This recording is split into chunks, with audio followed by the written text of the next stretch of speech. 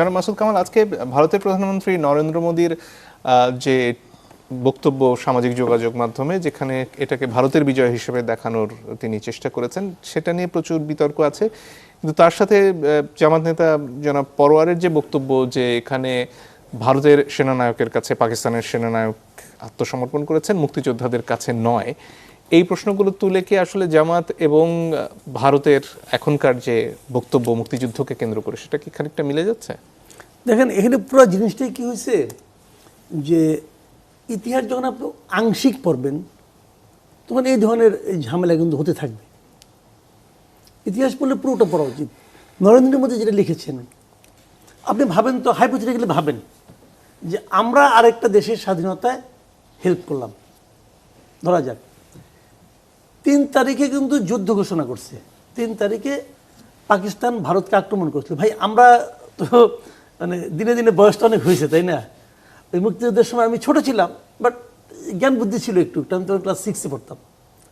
এই যুদ্ধটা আমাদের উপর দিয়ে গেছে, এবং তারপরে তো বই টই পড়ছি, কখন কে কি বই লিখতেছে সেটাও জানি।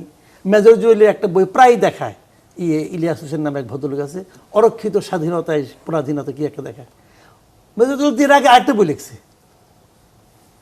এই বইটা সে কখন লিখছে? যখন সে জাসদ ত্যাগ করে আরেকটি ইসলামী দল করছিল তখন লিখছে এই বইটা। লেখার সময় বই যখন কেউ পড়ে তার প্রকাশকালটা দেখা উচিত, কোন সময় লিখছে, ওই সময় তার পলিটিক্যাল এটা কী ছিল, চিন্তাভাবনাগুলো কী ছিল। যাক, ওই প্রসঙ্গে আমি যাই না। 3 তারিখে তো ভারতের সঙ্গে পাকিস্তান ভারতের 11টা এয়ারবেজে আক্রমণ করছিল, বেশ কয়েকটা বিমানও ধ্বংস করছিল তারা। তারপরে ভারত এটাকে নিয়ে যুদ্ধ ঘোষণা ডিক্লেয়ার করছিল, ওয়ার ডিক্লেয়ার করছিল। সে ওয়ার ডিক্লেয়ার করার পর 3 তারিখে ওয়ার ডিক্লেয়ার করার পর তারপরে কিন্তু যুদ্ধ জড়াই পড়ছে ভারত এবং পাকিস্তান।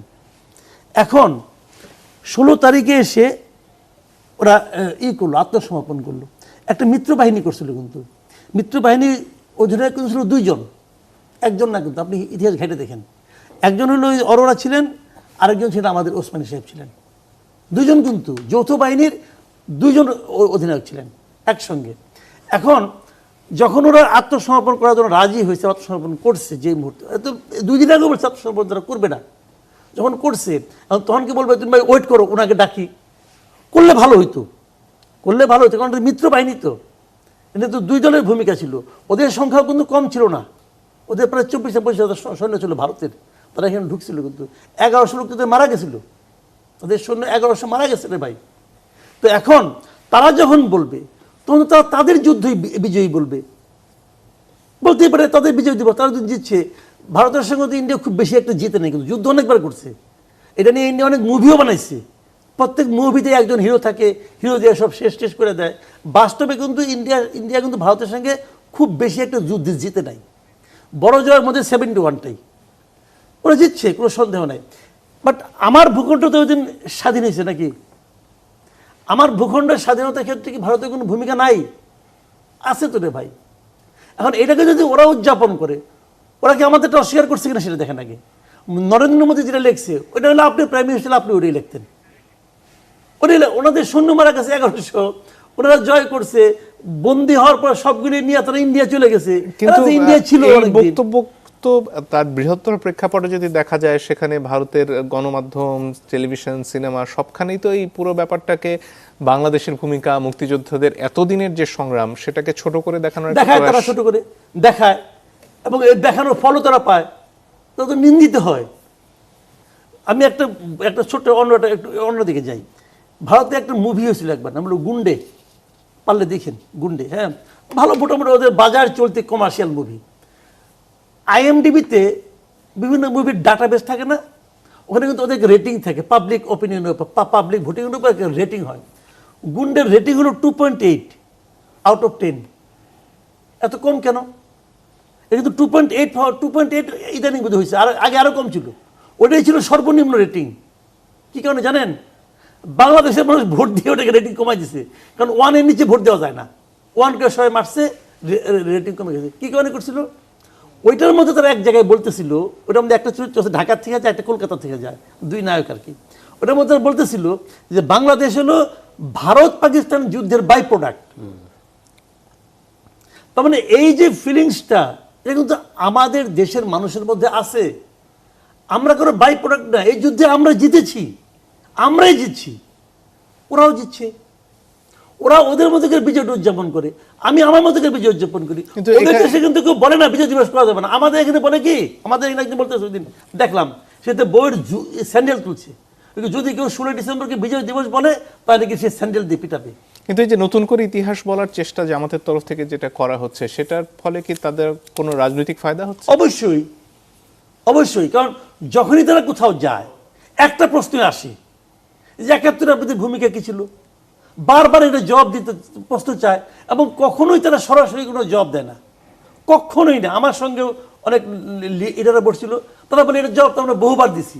আচ্ছা বহুবার এত কথা বলা তো কি স্টেট বললেই তো হয়, এই জবাব তারা সরাসরি দেয় না। দেয় না এই কারণে তারা আসলে মনে প্রাণে যে জবাবটা মানুষ শুনতে চায় সেটা তারা দিতে চায় না। বেসিক কথাটা এটা।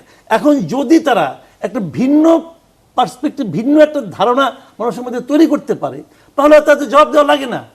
তখন তারা বলবে আমরা যে ঠিক ছিলাম। এখন আমরাই ঠিক ছিলাম মানে আমরা ভুল ছিলাম এটা বলা তো প্রশ্ন আসে না। এখন আমরা ঠিক ছিলাম এটা তারা বলতে চায়। এই যে বলতে চাওয়াটা, এটি হলো এই কারণ, আর কিছু না। ফুয়াদ সাহেব বলেন, তারপরে আপনার এই যে পারওয়ার সাহেব বলেন, অথবা চট্টগ্রাম বিশ্ববিদ্যালয়ের উপাচার্য বলেন, তারা যা কিছু করতেছে এক দেখেন সবাই কিন্তু একই কথা বলতেছে। মাঝখানে দেখলাম বরিশাল বিশ্ববিদ্যালয়ে একজন, সেও বলতেছেন সবারই একই ল্যাঙ্গুয়েজ। 14ই ডিসেম্বরের ল্যাঙ্গুয়েজ হলো এদের মানে ইন্ডিয়ান নাম আসছে বুদ্ধিজীবীদের, এই একটা তারা নতুন একটা তত্ত্ব নিয়ে আসছে। আর আরেকটা হলো কি, এটা আমাদের বিজয় দিবস না কেন, যেহেতু এখানে উসমানী সাহেব ছিল না। তো এই যুক্তিগুলি উসমানী সাহেব না থাকাটা আমি মনে করি তৎকালীন যারা আমাদের সরকার ছিল যারা, তাদের ব্যর্থতা, এটা আমি মনে করি। এটা আমাদের জন্য খুব মানে আনন্দজনক কোনো ঘটনা না। এটা আপনি বিচার করেন কেন ছিল না, কি ছিল না, পিছনে দাঁড়ায় ছিল একে খন্দকার সাহেব, এটুকু ঠিক আছে। আমি কিন্তু এটাকে প্রশংসা করছি না, এটাকে আমি জাস্টিফাই করার চেষ্টা করতেছি না। কিন্তু আমি বলতে চাচ্ছি যে এটার কারণে এটা বিজয় দিবস নয়, এটা আবার ঠিক না, এটা আবার ঠিক না। কাজে ওভাবে দেখতে হবে। আমরা তো ওদিন বিজয় লাভ করেছি। ওই 16 তারিখের পরে 17 তারিখে সে কোনো পাকিস্তানি আর্মি ছিল না তো। পুরো দেশ কি মুক্ত হয় নাই? হয়েছে তো। মুক্তিযোদ্ধা বলে, সাধারণ মানুষ বলে, এরা কি ঢাকা শহরে উল্লাস করে নাই, মিছিল করে নাই? করছে তো। তো এটা কি বিজয় না? বিজয় তো এটা। ওই সিগনেচার করলেই কি না করলে কি, তাও তো বিজয়। জি, ধন্যবাদ। বিজয়টা ঠিক আছে। এখন ওনারা যে বলতেছেন এটা হলো ওনাদের পলিটিক্যাল একটা। জি, সারোয়ার কি কিছু যোগ করতে চান এই প্রসঙ্গে? হ্যাঁ, মানে আমাদের দেশের সাধারণ মানুষের যেটুকু আমরা বইপত্রে পড়েছি, এবং এখনও তো মুক্তিযোদ্ধারা জীবিত আছেন। আমার একটা ছোট্ট উপজেলাতেও মানে শত শত মুক্তিযোদ্ধা, আজকেও তারা র্যালি করেছেন, এবং তাদের কাছ থেকে যখন ঘটনাগুলো শুনি, একটা ছোট্ট উপজেলা, একটা ছোট্ট ইউনিয়নের মধ্যে কী ধরনের রেজিস্ট্যান্স তারা করেছেন, এটা অসামান্য। বাংলাদেশের সাধারণ মানুষের একটা অসামান্য মানে বীরত্ব, এইটাকে অস্বীকার করে আপনি তো এখানে কোনো ভালো রাজনীতি করতে পারবেন না। এবং জামায়াত ইসলাম প্রসঙ্গে যেটা ভাই বললেন, যে আজকেও দেখবেন যে ওনাদের আমির বলেছেন যে আপনার আমাদের অতীতের ভুল আমরা ক্ষমা চাই, কিন্তু পরিষ্কার করে বলেন না। এখন জামায়াত ইসলামকে তাদের ভূমিকার জন্য ক্ষমা চাইতে হবে, এই কথাটা অনেক দিন ধরে কিন্তু আমাদের সমাজে আছে স্টাবলিশড। এখন তারা এটাকে অ্যাভয়েড করতে পারে না দেখে এরকম রাজনৈতিক বক্তৃতা আকারে বলে দেয়, কিংবা আপনি যদি টকশোতে প্রশ্ন করেন তখন এরকম ঘুরিয়ে পেঁচিয়ে তারা বলবে। আবার আমির সাহেব কিন্তু এটাও বলছেন যে আসলে তো ভুল সঠিকের কোনো সুনির্দিষ্ট মানদণ্ড নাই, এভাবেও তারা বলেন।